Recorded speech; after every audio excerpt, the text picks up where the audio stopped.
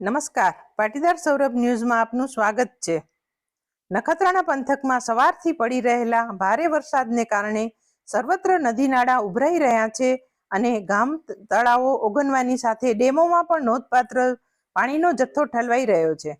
આજે સવારના પડેલ શ્રીકાર વરસાદથી વિથોણના સંત ખેતાબાપા સંકુલમાં આવેલ ઐતિહાસિક સંત સરોવર છલકાઈ જતા ગામ લોકોમાં ઉત્સાહનો ફેલાયો છે. ખેતાબાપા સંકુલનો નજારો હાલમાં જોવા જેવો છે. સંત સરોવર છલકાઈ જતા સમગ્ર સંકુલની શોભા વધી ગઈ છે અને અદ્ભુત આંખને ઠારે તેવા દ્રશ્યો સર્જાયા છે.